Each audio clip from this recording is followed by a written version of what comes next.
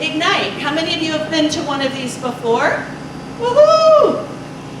So what I think is pretty cool is this is I think it's actually going to be our 8th or 9th Ignite. We've lost one somewhere. I didn't find the talks. We've had more than 32 presenters. That doesn't count today. And I think that's pretty cool. I'm going to flash 3 slides here in a minute that shows you what we've done in the past. And it might be fun to put that on the website and who did them. But I want to tell you, this is an opportunity for you. Because a number of years ago, in fact it was 2018, I came to the board of the Historical Society and said, hey, I went to this conference and I heard about this great format called Ignite. And as long as you follow the format, you can trademark your own Ignite presentations. Wouldn't that be cool for history? And what do you think they told me? Yes, you should do that.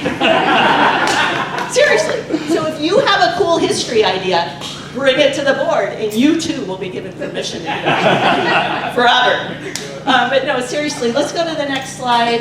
You can see some of the people here, and 3 people who have passed on, including Larry McIntyre and Siobhan Taylor, and Franny Hill. And I couldn't find the one where she speaks, because she's talked about the history of the school district. Let's go to the next slide. So anyway, I just want you to see that we do interpret, I like to say we interpret history broadly and widely. There would be some things on there you might not think about, including a couple today that I think it's so cool to have. So those have been the ones we've done. So we are going to jump into what you came for. As I mentioned, we have 5 presenters today. A couple of reminders for everyone. These are 5-minute, 20-slide, auto-advancing, 5-minute talks. So each of these slide sets have been set up to move every 15 seconds. I've asked my husband, Russ, to help me. I don't think we're going to have to do this, but we have fun with this. Or we did have a speaker once, Franny, who just kept talking. And the slides kept rolling and she kept talking. And so he's going to be your little reminder if that happens to you. I told him I don't think we'll need to do that. It's all in good fun. So I'm going to introduce each speaker very briefly, running back and forth to start their slides. So they get all 5 minutes. At the end, I'm going to ask anyone or more of you at once to give a comment out loud, but we're going to save questions for the end. Okay? So everyone gets their time to talk, and then, we hope everyone sticks around. We're not doing an intermission, okay? So that's how it's working. And with that, I'm going, Heather, if it's okay with you, I'm going to introduce you first, and then I'll go pull your slides up. You good with that? Where are you? There you are. Okay. So we are starting with, and this is the updated title, From InfoSeek to AI, The Wild and Wonderful Evolution of Online. Now that's a cool history. Just a short bit about Heather. Heather Lloyd Martin. I have a little struggle with my non-reading glasses, sorry. The pioneer of SEO copywriting. Oh, sorry. Let me try that again. Forbes called Heather Lloyd Martin the pioneer of SEO copywriting. With over 2 decades of shaping how we craft content for the web, she's known for her fun, engaging teaching style and geeky knowledge of all things Google. Heather loves sharing actionable tips, insights on search evolution, and how to write content that positions, converts, and makes readers smile. That's a great bio. Welcome, Heather, and I'm going to pull up your...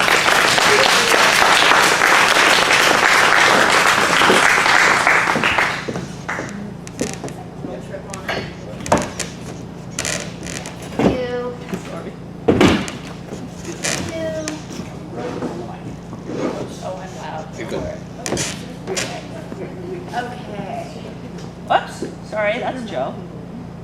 They're opening all of them. Sorry about that. That's okay. It gives me time to figure out where my slides went. All right. Are you ready for me to start? I am ready when you are. And go. If you're Gen X or older, you may remember researching projects at your school library. So we actually had to leave the house to find information back then. Our search tools were card catalogs, microfiche, and dusty reference books. Research wasn't instant. It took time, and there were no fast answers. Then in 1994, everything changed. Those dusty reference books evolved into online directories, essentially giant lists of websites. To find what you wanted, you would click categories into subcategories to find the site you wanted, which sounds difficult, but there were only about 10,000 sites back then. And then there is Yahoo. How many people remember the commercials? Yahoo! Awesome! Yahoo's InfoSeek's flashier cousin with slick television campaigns and feature articles in Wired. Believe it or not, Yahoo was cool. They started the directory in 1994 and stayed prominent for years until Google started messing with their market share, and more on that later. Now here's what both directories had in common. They learned how to transform search behavior into profit. InfoSeek sold banner advertising people would click on, and Yahoo would sell, submitting to Yahoo's directory cost $2.99, and adult sites paid $600. Even back then, the search engines knew how to monetize sin. And speaking of money, you know those ads that appear on the right side of the search results? That originated with a company called GoTo, where people would actually click or pay to be in the #1 spot. I didn't think this business model would work and thought no one would click on an ad, and now pay-per-click is a multi-billion-dollar industry. Now, there are a lot of other early search engines from 94 to 98.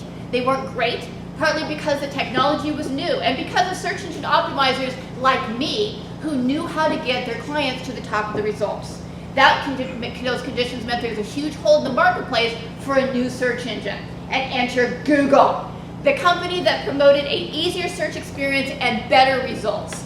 Google's algorithm positioned a page based on content and incoming links, so it was harder at first for people like me to manipulate the results. Google captured about 60% of the market share in 1999. Now back then, search was simpler. Even with Google's advanced algorithm, positioning was still relatively simple. If you wanted to position for red shoes, you'd create a web page about it and ask people to link to you. And that's one reason why the writing was so bad back then, because repeating the key phrase over and over gave you a better ranking. Now, it might seem like I'm talking about a lot of different search engines and directories, and in fact, I'm leaving some out, like We Miss You, Ask Jeeves. This is a chart from Bruce Clay, where it lists all the convoluted search engines and how they were back in the day. And what people don't know is that Google was actually feeding results to a lot of the search engines back then. Now, about this time, Google became the 800-pound gorilla everyone loved but wanted to beat. They opened this campus during SEO conferences, busing hundreds of search marketers to what they called the Google Dance. It's where I got this t-shirt. This is me meeting Sergey back in 2002, and yes, I was blonde back then. So, side note, Yahoo passed on 2 opportunities to purchase Google. Once in 1998 for $1 million, and again in 2002 for $5 billion. Since Yahoo wasn't interested in buying them, they instead to extinguish the Google competition, and that did not go well. So Yahoo broke up with Google in 2003, launched its own search engine, and purchased Overture, the old GoTo.com, to start serving ads in search results. Now, Yahoo's technology was cool. It showed personalized results based on someone's search history, which caused millions of people to discover what private browsing is. Now, by this time, Google knew so much about us that it started completing our searches. And Google Suggest launched, showing a drop-down of related search terms that auto-populated every time someone did a search. For fun, later type in "when I jump I" into Google and see the results come up. You're welcome, it's fun. Let's see, now, one of Google's smartest business moves was developing a centralized way for small business owners to manage their presence on the web and on a map. Google started the Google Local Business Center back in 2005, which is now currently Google Business. And yes, even back then, people were frustrated with how Google showed their business listing. Now, cat lovers rejoiced when Google purchased YouTube in 2006, 19 years ago. This was actually a big deal that meant average internet speeds were fast enough to push video. After the acquisition, YouTube results started showing on Google's search results page. Now, Microsoft had an identity crisis in the past. In 2006, they were known as MSN Search. They changed that to live, and now it's Bing in 2009. Now it's easy to snicker at Microsoft's earliest missteps, but their later investment in OpenAI, which owns ChatGPT, pushed Google in its current AI track. Now for years, Google had over 90% of the search market share, and now it's 89. That doesn't seem like a big deal until you look at how search behavior drastically changed in November 22 with ChatGPT. From there, other tools like Perplexity and Claude hit the market, changing how we search every day. Today, search behavior is paired with implementation, and most of it can be automated. We can ask GenAI to research, create an outline, and write a report with just a few prompts. Instead of enjoying the thrill of finding the perfect link, GenAI summarizes and creates a curated list of sites optimized by people like me. Although it seems easy to trust the robots, GenAI likes to make stuff up and cite links that don't even exist. That's why anything coming out of AI is trust but verify. Google has failed a lot over the years, but at least they have always tried to provide the best, most accurate search results. Now, over my 25-year career, I've seen search deeply transform how we find information. And my ask after today's chat is to embrace curiosity over curated AI answers. Robots can be our friends, but part of the joy of discovering information is the curious, windy path we take to find the perfect answer for us. Thank you, everyone.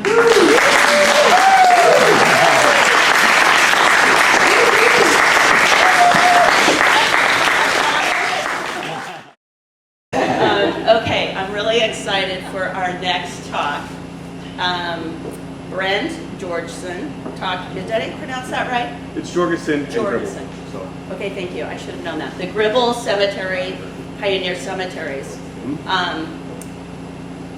Brent is a social studies teacher in Estacada. Thank you for being here today. He has his master's in education from Portland State University. Brent grew up in historical Oregon City, which sparked his interest in history. Welcome and come on up.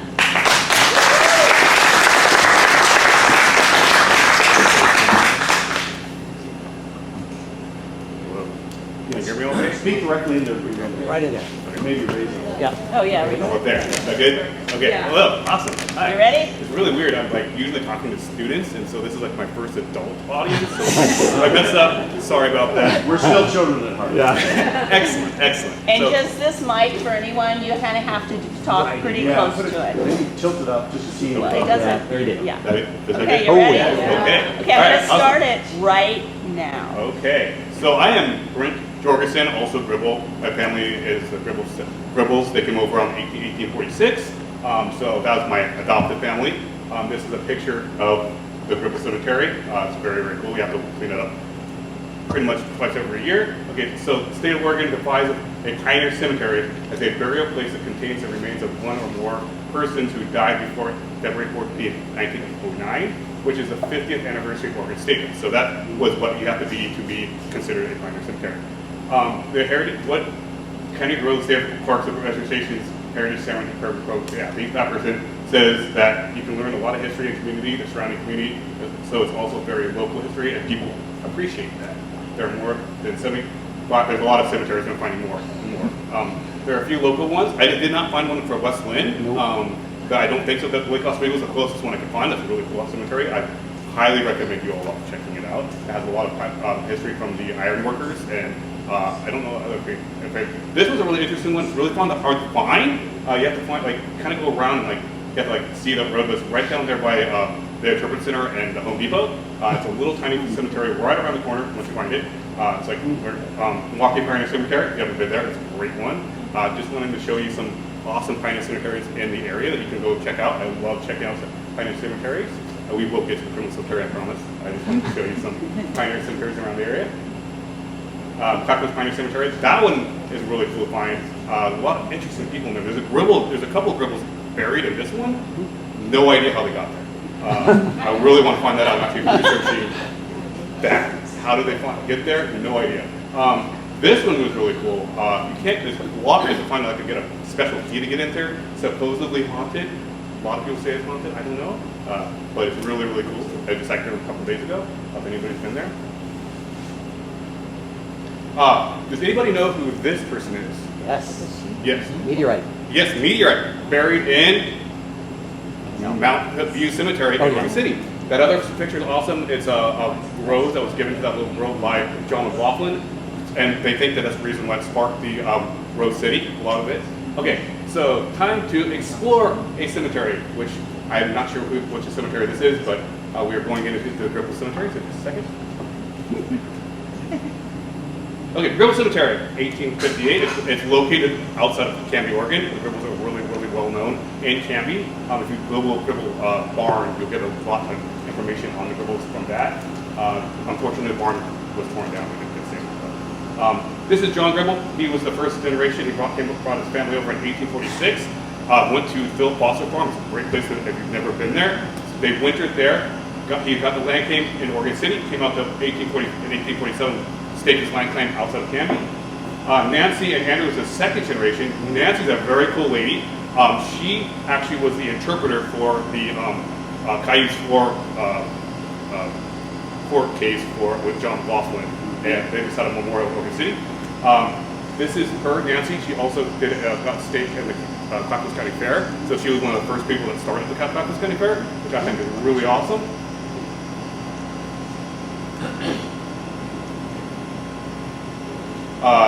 Mark Antover is probably the most famous Gribble. He had lots of award-winning cows, Jersey cows, also hogs.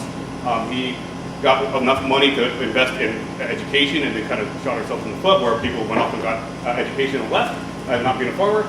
So Robert E. Mortimer, this is really cool. So from him, you can trace him back all the way back when I got the lineup. So you go from Roy, Adams, to Virgil, to Fern, to Pringle, to finally Tabitha. And Tabitha Brown is this. And Tabitha Brown is now considered the mother of Oregon. She founded Preble Civic University. She came over at 65 years old, came across the Oregon Trail, and her son was the leader of our wagon train, Omer. So, what can you learn from the dead? Well, we have the pyramids, and we also have Stonehenge. We are still learning things from those amazing places from 2,000 years ago. So you can learn a lot from cemeteries. It's very important that we protect them. Tombs and cemeteries hold a wealth of history and provide a powerful connection to our past. They're not just resting places for our loved ones, but also expressors of stories, culture, traditions, and exploring some research and builds that fascinating insights in local history, technology, and even architecture. And then you can learn just a few of the many stories of my family's cemetery. Can you tell what other stories you may visit? I could put them in front of me when visiting a cemetery. Thank you. So that is my.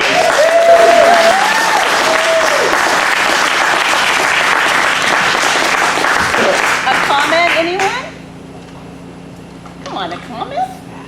Okay, David Hedges has ancestors in Kanema, because he talked about that. Oh, really? At one of our nights. Very, very cool. Yeah. Have you been to Lone Fir? Yes, that's a great one, but I wanted to do Clackamas County. That's why I focus on mostly. But Lone Fir is an amazing It is cemetery. amazing. It's an What's it amazing. called? Lone Fir in It's in Portland. southeast Portland. Oh gosh, it's a great cemetery. It's where my grandson Our grand- hangs out all the time with his One of our mom. daughters lives there now. We Sweet sort of lamb. found it, so- There we go. Great. And my great-great-greats are in Salem, Pioneer. Oh, yeah, that's where Tabitha's buried.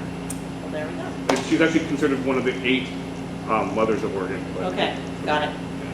Thank you, that was great. And that's an example of a talk that I think many of you think about, being more traditional, what we would do with our Ignite talks. And so I just think it's awesome, the variety of what we have. Including, next, I would love to, I'm happy to introduce Lucy Schreiber. Lucy, and I hugely applaud her. I want you to clap really loud when I'm done talking, but Lucy is a junior student at Wesleyan High. She's interested in art, design, animation, space in Japan, and it's awesome of Lucy to fit this in with everything else in her life. So, welcome her. Yay.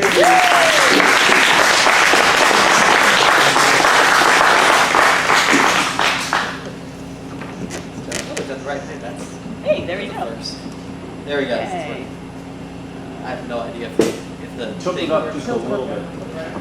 There you go. Like there? There. That better? There we go. There you go. Yay! You ready? Yeah. Okay.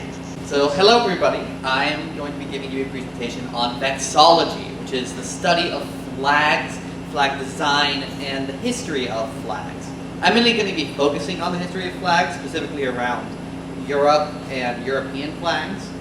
Vexillology has become a very big thing nowadays. It wasn't really much of a study for a long time, but now we have large associations such as the International Federation of Vexillology, which that's their flag there. Of course they have a flag. Well, most of us think of flags as being stuff for nations or for groups of people. Throughout history, they've been used for a lot of different things, such as representing an individual. This is Henry VIII's flag there. Now, some of the earliest flags, they were used for military purposes. Now, they originally appeared in India and China, where flags were used to mark different military units and keep track of where they're moving. A little photo of them there. They first made their way to Europe with Rome, which took over large areas of Europe, as you probably know. And Rome used flags to mark their ground military. That's a Roman standard there. It's called a vexillium. Now, these flags then developed into, in the Middle Ages, into what we know as heraldry, which was basically the representation of an individual that was kind of standardized between different things, such as shields and banners and flags. This is some examples of Middle Ages heraldry. The imagery between these different things were such as the shields and the flags, was kind of standardized for the individual person, with each piece having its own representational part to it. So you would see this on things like coats of arms and stuff like that. There we go. This is another example of more of that heraldry imagery.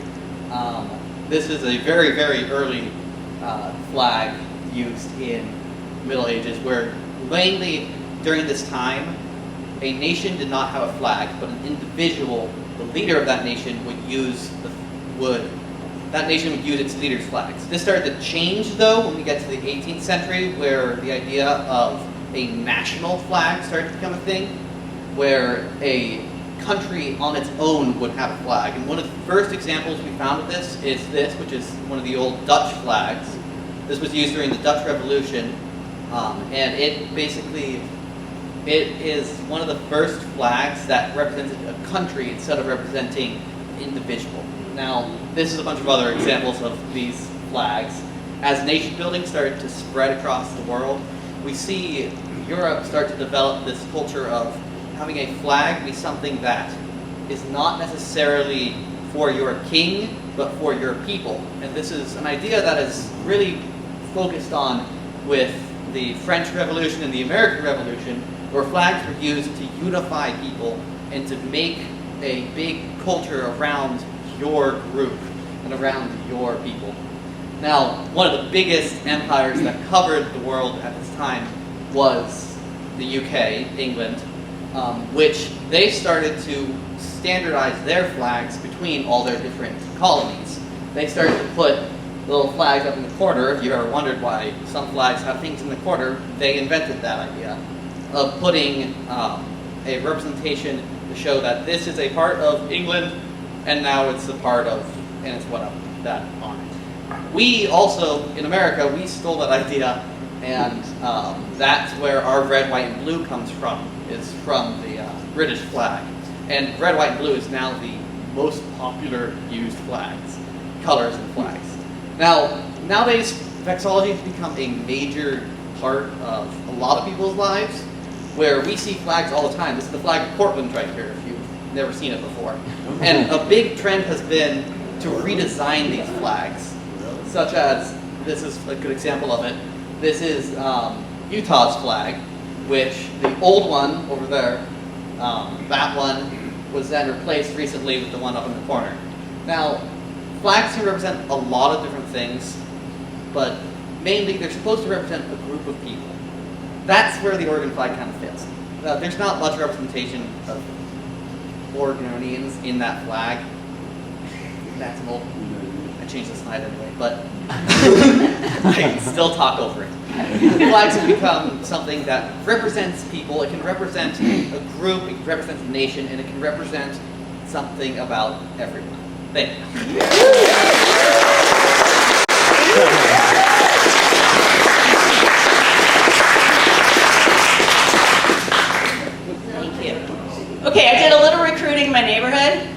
One isn't here, but the other two are.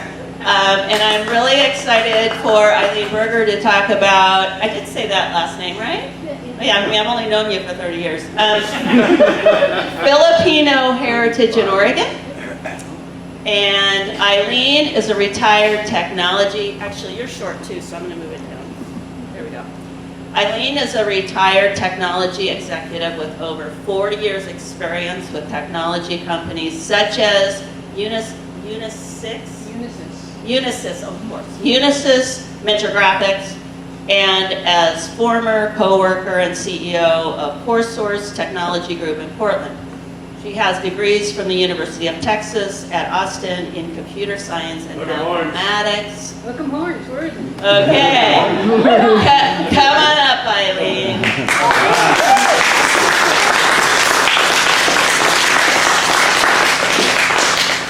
That still might be a little high for her. Yeah, Danny's good. Unlike most Filipinos, I'm short. Okay, hang on, don't start yet. Eileen, just get close to that mic, that's all. Just get close. Yeah, you have I'm to right really here. talk But right maybe into tilt it. it up a little bit. Is that better? Is that better? All right, so Filipino heritage in Oregon. In case you're wondering why I'm talking about this, I'm Filipino. Although I have never lived there because I was born in this country. But of course, having both parents being native Filipinos, I know a lot about the country, and of course was raised in the culture at home of the Philippines as well as food. The best part, of course. And so Dee Dee thought that it would be kind of nice because, let me ask you, how many of you have Filipino friends? Other than me. Very good, very good. Because I know I hardly see any in West Linn or even in Portland. So the Philippines, I skipped 2 slides, didn't I? You gotta keep going. Okay, anyway, I was just going to say that the Philippines is an archipelago over 7,600 islands. And there are 290,000 here in Oregon. And the Philippines was ruled by Spain for over 300 years. 80% with Spanish surnames, and that's why. And mostly Catholic. And my surname was Spanish. I was Catholic. And in the Spanish rule during the Spanish-American War, U.S. ended Spanish rule in the early 1900s, and then the Philippines became a territory of the United States until 1946, and that's why, of course, there's such a closeness of the Filipinos and the Americans. So one of the first things that the U.S. did when it came in to the Philippines was, of course, adopt English as a second language. Spanish was the second language because of Spain, but then they decided it was time to make it English. And so if you go to the Philippines, everybody speaks English. And the U.S. also changed the entire school system to be an American school system. So even my parents were raised in the Philippines in American type schools, which is interesting. And many young men, because of being a territory of the U.S., they started to come here to the United States because they were looking for a better life for themselves and for their families. So, coming into the United States, of course, where's the first place people would come? The West Coast. And mainly, they would be in California and in Washington, a lot, and then, of course, later in Hawaii. But in the early 1900s, Hawaii was not part of the U.S., so that means they weren't coming to the U.S. if they were there. So, and then, of course, some in Oregon. And in the early years, had mainly young men in the early 1900s started coming because they were looking for a better life. They wanted to be able to provide more for their families because this is what they heard about the United States. It's a wonderful place. And so then I'm missing something. It's okay, don't worry about it. No, don't worry. So anyway, some attended the University of Oregon when they came here in the very early 1900s, and they worked in agriculture as cooks, as bartenders, firemen, anything that they could get, anywhere that they could get a job, and became known as very dependable and very hard workers. And our culture is very family oriented, so people tend to keep bringing their family over. Also, we love to party, love to cook, love to eat, and especially Filipino food, which I'll tell you about in a few minutes here. And we also, so anyway, my mother was a fabulous cook, so I really got to eat a lot of really good Filipino food, and it keeps going too fast. Okay. Anyway, so I'll tell you about the food later. My family in the U.S., my father immigrated in 1928 at 17 years old. He graduated from high school in Seattle and worked in the Alaska Cannery Unions and helped found the whole Alaska Cannery Union. And then he also joined the U.S. Army when World War II broke out so that he could go back and push the Japanese out of the Philippines.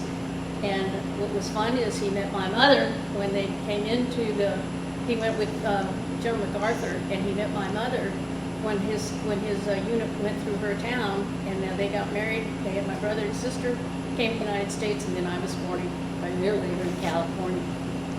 So anyway, I think I'm supposed to be done, but I'm not. But why don't you tell us what you really felt like you needed to tell us that you couldn't? A couple of quick. Remember what it was. Okay, well, we're going to do questions. Okay, let me just do one more thing. Okay. My family, Into the mic. my husband, my daughter, and I, we moved here in August of 1991, about 2 months before Russ and Dee Dee moved into our neighborhood, and that's why she's known me for this long.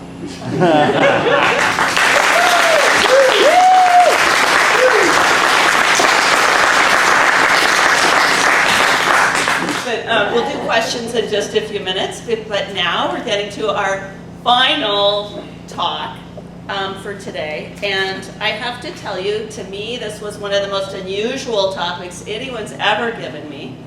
And I'm super excited to introduce Joe Corella.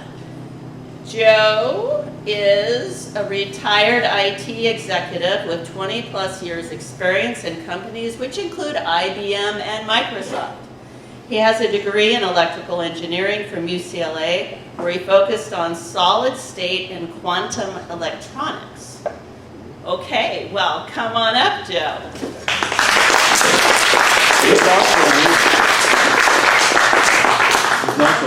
You're not getting any more than anybody else, so just hang on. And since I'm the last, I can just go on, right? So when Joe's finished, we will open it up to questions for all our speakers, okay? And anything you ran out of time and you really wanted to say. Okay, so here we go. Hello there, my name is Joe Corella. I've spent the better part of 3 decades in information technology. And I've always had this fascination with predictions, specifically failed predictions. And I am no stranger to that, as I've made some broad predictions that fell flat. So I thought it'd be fun, as an inspiration, is to look at some pictures, or look at some predictions from the past couple hundred years, and see where they landed, see how they aged. This was mine. I'm a victim of this. Wireless networking, who would want that? Well, fast forward 30 years, everyone has a wireless device in their pocket. Computers of the future may weigh no more than 1.5 tons. Well, today, average laptops weigh about 2 pounds. The Guinness record is 634 grams for a computing device. I think there might be a world market for maybe 5 computers. TJ Watson. Now, there's over 2 billion computers worldwide. IBM holds a record for the most annual patents. TJ Watson founded the Research Center, and it was the foundation for most of the technology we use today. I love this one. Telephone has too many shortcomings to be seriously considered as means of communication. The device is inherently of no value to us. Western Union. Interesting fact, I can't believe they still have telegraph services in 2006. I've traveled the length and breadth of this country and talked to the best people, and I can show you that data processing is a fad that won't last a year. 1957. First data processing device was an abacus. Magnetic tape in the 20s was a key innovation. What's it good for? This is a commentary on the microchip. Without hyperbole, it's the foundational impacting technology of every part of society now. So this did not age well. There's no reason anyone would want a computer in their home. Ken Olsen, the president founder of Digital, who was IBM's chief competitor, Digital was ultimately acquired by Compaq, a personal computer company, which ultimately was acquired by HP. Stocks have reached what looks like a permanently high plateau. Probably timing of this one's not good. But since then, the stock market returns have been roughly 8% or 10%. Concept interesting, well-formed. In order to earn better than a C, the ID must be feasible. And this was a commentary on the idea of overnight delivery. Fun fact, he had to go to Vegas and gamble the company to make that profitable.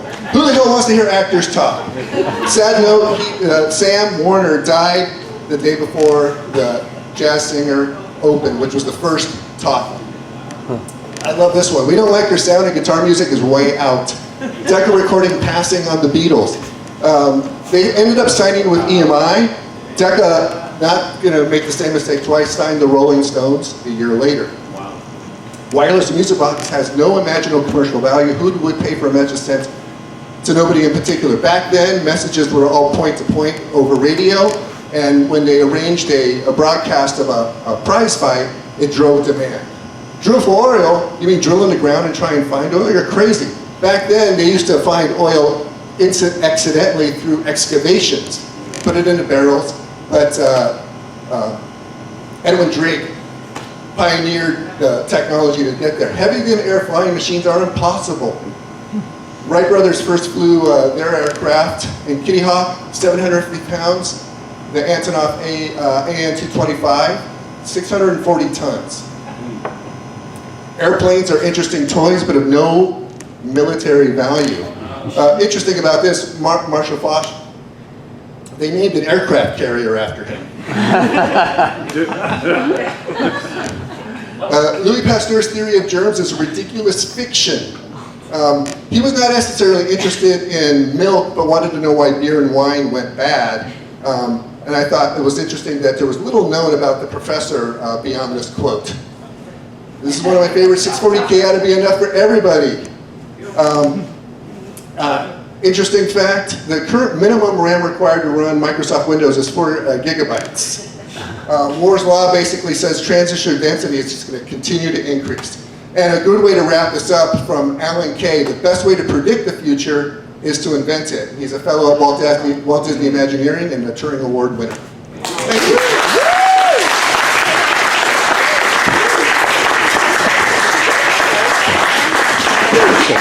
Okay, so stay. First a comment, not a question. Anybody? Okay. Okay, it's okay. We can go right into questions. I'm going to invite all of you who are speakers. If you would come up, I want to make sure we get a picture of all of you and do a clapping. And then we can, anyone can ask questions of anybody. Okay? Come on up. We can do. What? Oh, the Ignite slide. Yeah. Not like, framing photos for Yeah, good idea. Okay. Oh, right. everybody up there. And Hang on one second. Sorry, we're just going to do one big slide. Sorry. You're awesome. Thank you. Okay. Yay. Oh, that's cute. Okay, go for it.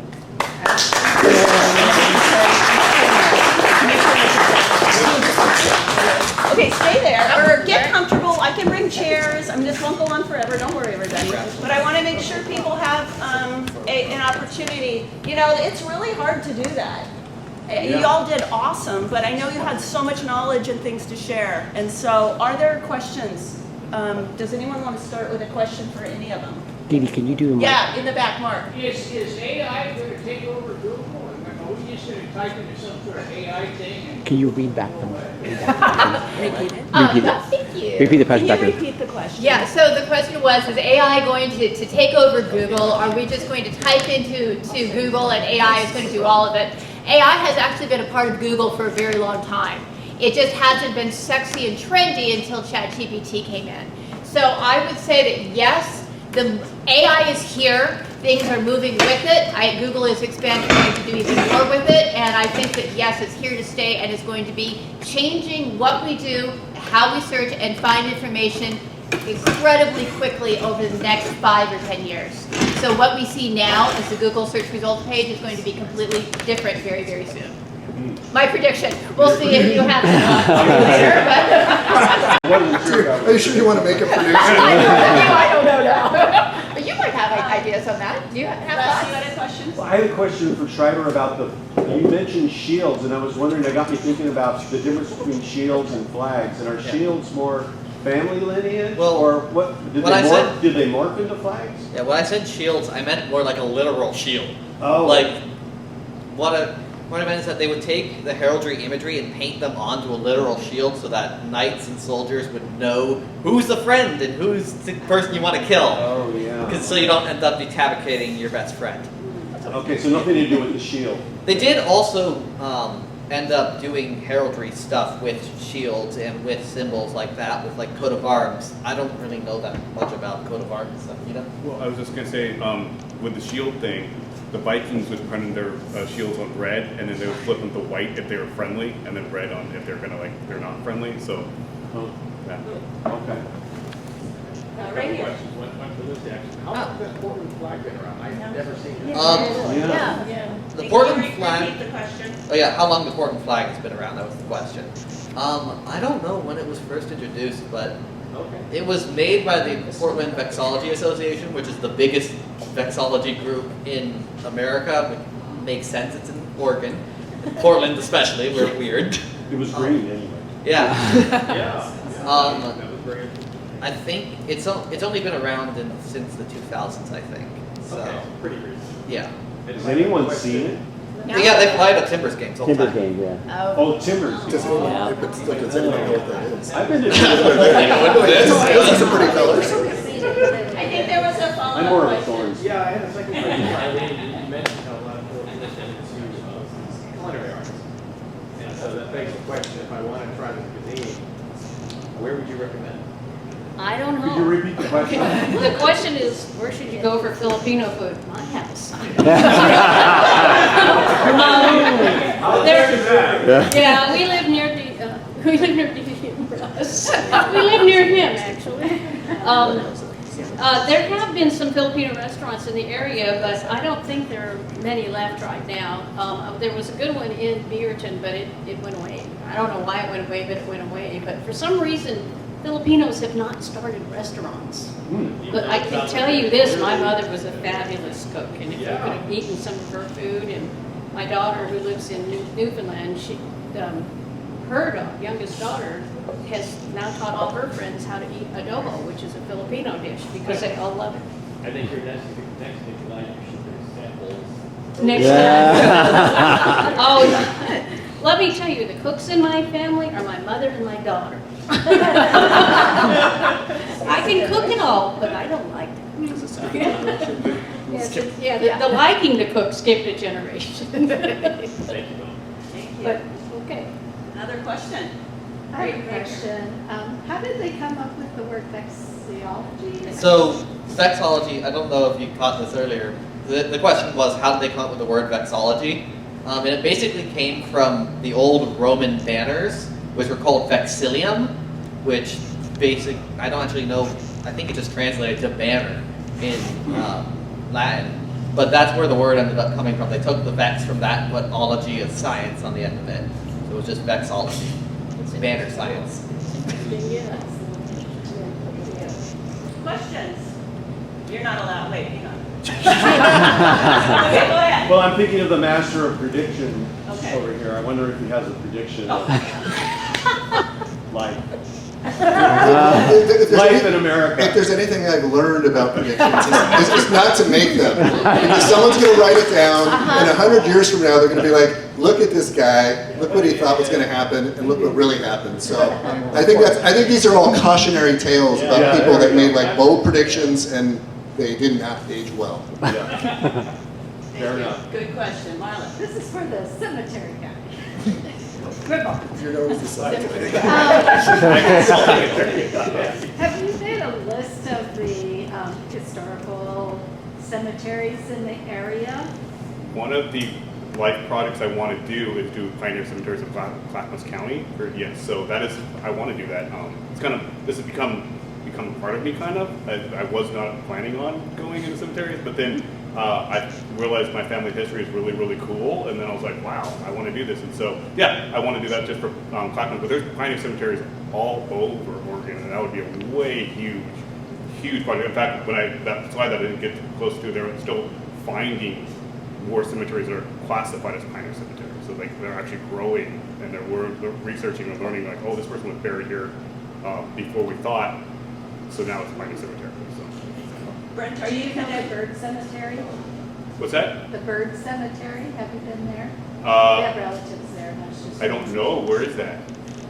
It's parallel Stafford Road. Oh, I think I did see that. I haven't explored. I like to go exploring them. It takes like all day for me because I'm kind of yeah. I was just gonna ask if you're connected with Charlotte Lane. Lynn. Because she's done a bunch on Clackamas County too, so. Yeah. I met her, and that's amazing what she does outside of Wilsonville. She's a part of the Wilsonville Historical Society. Right. And yes, also Boone's. They found the Boone's Ferry Yeah. guy that was there. That they just. I mean, I'm going to that point. They just put a headstone for the grandson of Boone who started the Boone's Ferry Road. But like that just happened within the last 5-6 years. They didn't actually know where they were.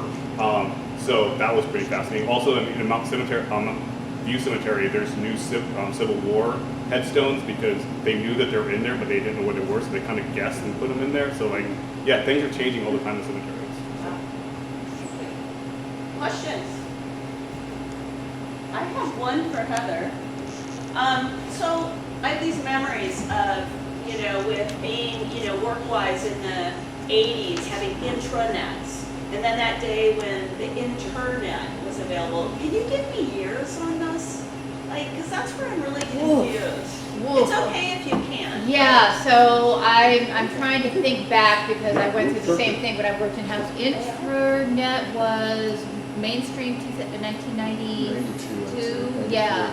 And then, but nobody really wanted to use it because it all seemed really weird back then. So about 96, 97, I think was more mainstream. E-commerce was online. Right. Yeah.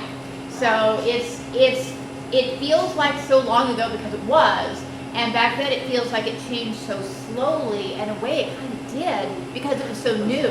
That's what's so wild about AI coming in, is because back in the day we were all very, very afraid to put all our credit cards out and buy something online, which is weird thinking about like how we buy things on Amazon every single second now. But now with ChatGPT, like when it came out, people started to play with it immediately. I can't remember what the sign-up rates were for it like every minute, but it was intense. So that's why I say that this is all moving so very, very quickly. If I do this speech a year from now, who knows how much that will have changed that I can talk about in 5 minutes, or a little bit longer if I get extra time again.